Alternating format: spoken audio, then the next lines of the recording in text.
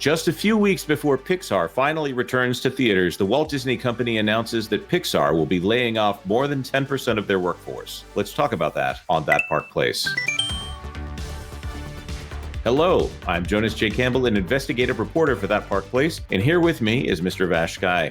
Vash, normally I ask you some question about it being a great day or things like that. I'm not going to do that today because we're reporting on something that is not fun news, and we still want to be sensitive to people. But I hope you are doing well there, Vash. I hope the people laid off in this story are doing as well as I am. I will say this is tough, and apparently it's being billed as one of the biggest reshuffles in Pixar's history. So this is no small thing. Yep, we've got things to talk about here, not just the Variety article, but we'll have some additional context to bring to this situation. Pixar hit with layoffs as 175 staffers are cut. This by Rebecca Rubin out of Variety. This is not the first layoff they've had within the last few years here. Pixar was hit with layoffs on Tuesday. Approximately 175 employees, or 14% of its workforce, were let go. In a note to staff, Pixar president Jim Morris, otherwise known as the guy who runs the place that is not Pete Docter, said that individuals who have been impacted by the layoffs will be notified on Tuesday.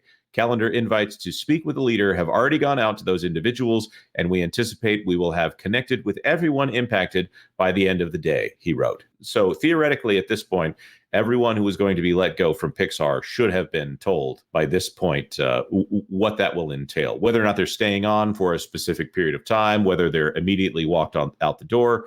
We don't know. We don't know exactly how Pixar handles their layoffs under circumstances like this. A little bit more before we comment additionally. Pixar employees have been bracing for layoffs since January, but cuts were smaller than speculated, with a 20% reduction reported at the time. That reporting was done earlier this year and talking about the second half of 2024, but obviously, we are in May as we're recording this. Once considered the gold standard of family films, an amazing thing to speak of for a studio that is not that old, 1995, Pixar has been struggling since the pandemic when its corporate overlords at Disney used the pedigree of the animation brand to prop up its new streaming service. During that period, new offerings, Soul, Luca, and Turning Red were sent directly to Disney Plus, and family audience became accustomed to expect those movies at home. Vash, I think there's some additional context to add there. I think so. I think we're missing some things here. First off, these films, like Luca and some others, were sent directly to Disney Plus. That is for sure. However, I mean, they were released in theaters later on, and unfortunately didn't do that well when released. Perhaps that is because they were available on streaming. Difficult to say, but apparently they weren't necessarily big draws in and of themselves, regardless of what platform they were actually put out on. So I think that's a very good point. Note here. I don't know that we have an example of a movie that went straight to streaming or straight to DVD coming into theaters and doing well. With Soul, Luca, and Turning Red, they were all outclassed by a re-release of Shrek that just came out. And of course, the first Omen also came out in theaters. That is the only Disney release this year that has made money. That isn't a re-release. Of course, Phantom Menace came in and did very well at the box office. And in fact, right now, we haven't updated these figures. Before Phantom Menace came out, Disney accounted for less than 2% of the entire box office as of April of this year. So they haven't had a wide release. Well, they have had a major release, just not a major like blockbuster release this year.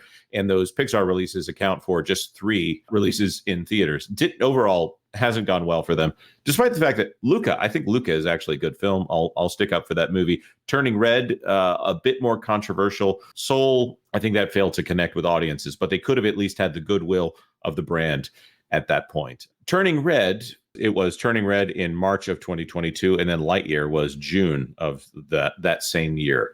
Was any of this decision making, do you think, by Kareem Daniels or Bob Chapek in terms of making the decisions on where this would go, or was it Pixar bosses that made this decision? I can't remember. I think that it was probably Kareem Daniel taking a look. And DMED, of course, is the bane of the Disney company's existence by some people's estimation here. DMED was set up as a centralized location in which existing content that was in the production pipeline would go to Kareem Daniel for approval, and then they would decide where it would go, which there was a consistent thread here of Soul, Luca, Turning Red, all of these being Pixar productions going straight to Disney Plus. Of course, Onward, that was in March of 2020. It did technically go to theaters, and then it was on Disney Plus, I want to say within a week. It was just one of those things where it wasn't going to make its money in theaters. I don't think Onward was a premiere release, although they could have made at least a little bit more money that way. So there is something to be said for DMED causing problems at the company. Although Max had similar issues, but Warner Brothers movies are still showing up at the box office and doing as well as anything else. Barbie was obviously a massive hit for Warner Brothers. Dune, pretty good. Universal Studios has Super Mario Brothers, and that came up on an earnings call. But here's the point at which we pivot. When it reverted to prioritizing theatrical releases, moviegoers rejected the $200 million budgeted Toy Story spinoff, Lightyear, which marked Pixar's second consecutive misfire after 2020's Onward, which was released just before theaters shut down due to COVID. Lightyear, COVID is an excuse, I think. I'm not saying that it's not part of the reason, but there was another reason that Lightyear was a problem. Yes, a very big reason, at least to a large segment of the audience there who didn't end up seeing it for that reason. Also, too, a lot was made of the fact that Onward was the first film post John Lasseter. That's another thing to kind of keep into this context as well. When John Lasseter left the company and obviously, left Pixar, well, the creative output started to shift, I would say. That's right. The last movie that we know that he worked on was Coco, probably some on Incredibles 2, although Incredibles 2 was under Brad Bird, who is now over at Skydance Animation working on, I want to say it's like Ray Gunn or something like that over there, and we've heard some rumors about that film and how long it might still be in the pipeline there. It sounds like once John Lasseter left, they started these struggles. Onward was also the first film to incorporate an LGBT character into an animated feature at the Walt Disney Company. They made a centaur, a female centaur, talk about her girlfriend in a throwaway line in the movie. I think it's one of those things where it's like, why would you make a big deal out of this? Other than, well, you're making a big deal about it by putting it in the film, and audiences don't expect that. It was a raised eyebrow for maybe some parents. But by the time they get to Lightyear, the lesbian kiss in Lightyear became something that Disney did as part of their mea culpa for their support or lack of support for the parental rights in education bill and their LGBTQ employees. I think that is a more clear demarcation line for what's going on with Disney right now, because it's been seen that people will show up to theaters at least to $500 million for an animated feature. And for Super Mario Brothers, they'll show up for almost $1 billion at the theaters here. So there is still an audience that can get things to $1 billion. There is still an audience for animation, as we can see with Elemental, which Elemental also apparently had a non-binary gender fluid character, that character being made of liquid. I suppose there's some kind of pun there that maybe we're all not appreciating. But Pixar has been the place where if Walt Disney Animation is a little bit more forward-facing with its progressive ideology, and I say that with a grain of salt, then Pixar is much more so. Pixar has dealt more with some of the more heady topics of, anxiety comes to mind. Inside Out 2 has a character that is called Anxiety, which to me, and based on the comments that we're getting, a lot of other parents, they wonder whether or not Pixar is for children anymore. And when you make animated films that should be appealing to children, but you make it in a way that most parents wouldn't be comfortable with their children watching it, this speaks to a market problem.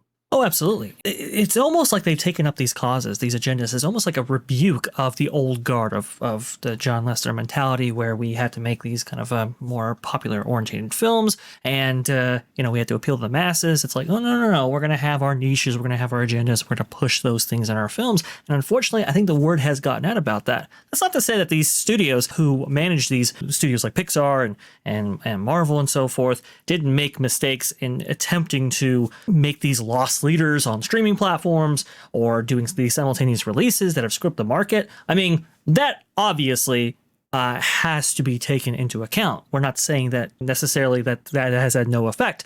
However, these things haven't been improved at all and have actually hurt these films and these studios by doubling down on not just these simultaneous releases, date releases, or and so forth, but also the content there within. So if you have a family who's looking to go to a feature film and is paying, the price of a movie ticket nowadays, and is looking to be immersed in some kind of entertainment, well then, are they necessarily going to do that and take that plunge with a studio like Pixar that has been known to do these things? I mean, that's really the bottom line here. You're absolutely correct. So let's get back to Pixar's stance here. Pixar has admitted these mistakes and has since attempted to course corrected them. Of course, the mistakes that we're talking about are the mistakes of releasing things on Disney Plus, not the culture war mistakes they might have made.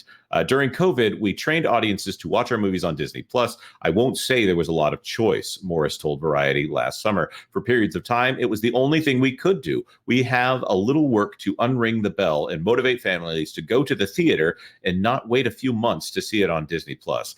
I'm thinking they need to do a little bit more than that. Maybe something that definitely pulls them in. I'm not sure if Inside Out 2 is going to be the one to do that. Exhibitors believe the studio's upcoming sequel, Inside Out 2, on January 14th, will have the humor and charm to recapture the animation company's luster. Pixar's slate also includes Elio in 2025. For those of you who are not aware, Elio was pushed out of the slot that Inside Out 2 is now taking, and Toy Story 5 in 2026. There was a time when they called this the next Toy Story film, so it makes me wonder if they were considering adding subtitles to the Toy Story films. Among the company's biggest movies are Finding Nemo, Up, and The Incredibles. Finding Nemo being Andrew Stanton, Up being Pete Docter, and The Incredibles being Brad Bird. Brad Bird no longer with the company. Andrew Stanton doing some work for 20th Century Studios right now. And Up is Pete Docter. But so far, he has not had success without John Lasseter at the company. Disney endured layoffs in 2023, which that represented around 3.6%. Here we are. Pixar laid off 75 employees in the middle of last year as part of those company-wide cutbacks, according to Reuters. These additional layoffs are due to the company's efforts to scale back on direct-to-consumer services. The thing that is missing from this right here is that Angus MacLane, the director of Lightyear, and also that previous round of layoffs included Angus MacLane and also Gail Sussman. Gail Sussman, famous for that story where Toy Story 2, there was some kind of command that was in the system. Why such a command would be allowed to exist that would delete the entire movie, essentially. It was something, I didn't think it was something on the OS level. Anyways, Gail Sussman is the one who had a copy of the film at home because she was allowed to work from home because of some kind of, I don't know what the issue was, but the story is that was the only remaining copy of the film. And they, put it in blankets and put seatbelts around the computer, and they safely drove that hard drive back to the lot and restored Toy Story 2 there. Whether or not that ended up being the final version of the film, or if that was the pre-John Lasseter coming in and fixing everything again version, is yet to be clarified here. But these are people who had been with the company for a very long time, and we heard, based off of some of our sources, that maybe the company was trying to pin Lightyear on Angus MacLane more than they were on the culture at Pixar. We've discussed here that maybe the inmates are running the asylum a little bit over there at Pixar. Well, it makes sense, because I think there is kind of a power vacuum without John Lasseter, and Pete Docter. He hasn't had much of a firm hand to keep things in line, so it would make sense. What's also interesting about the story is that Inside Out 2 is, well, it's coming out, as we've illustrated here in this article, but the tracking on it seems to be pretty decent, at least according to Hollywood Handle. I believe they're reporting $80 million to $150 million in early tracking domestically, which is that's a pretty good haul, especially for Disney animated films as they are concerned. So I think it's a little bit surprising that these layoffs are still coming down the pike. However, it's not necessarily a surprise, especially after that January reporting. Yeah, that's a very good point. Of course, they're hoping, just like in the past, that Soul, Luca, and Turning Red will not be an indication, and their poor box office performance. I think altogether they've made less than 10 million at the box office, maybe less than 5 million at the box office. They're hoping that those are not indicative of how much Inside Out 2 is going to make at the box office. That $100 million opening weekend figure, that would be amazing for Disney right now. I don't have faith that is correct. I'm going on gut feeling here. I don't know where all those figures are coming from. As we get closer, we're probably going to see more indications there.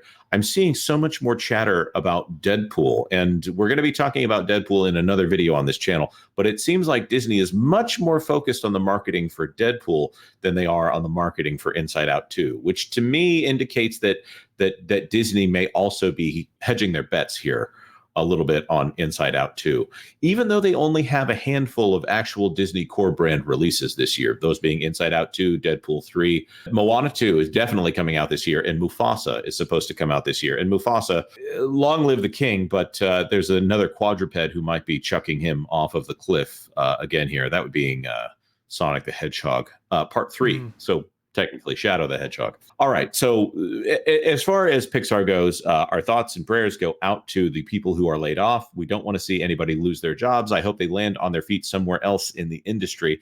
I hear Vancouver is staffing up, but if you're laid off from one part of the Disney company, that might disqualify you there. We want to throw this to our commenters. What is the best path forward for Pixar going forward? Is it a complete change in leadership at the top? Is it a purge of employees a la Elon Musk towards the bottom of the company? What can be done to save this brand so that it doesn't get dissolved and merged with Disney Animation? Because right now, Disney has 2 animation studios that are not doing that well at the box office, and they need to have at least one. Let us know in the comment section down below. Like this video if you like this video, and consider subscribing to That Park Place for all the news that should be fun. Thanks for watching That Park Place News. For more information, consider checking out www.thatparkplace.com. And don't forget to subscribe, share, like, and send this out on your favorite social media accounts.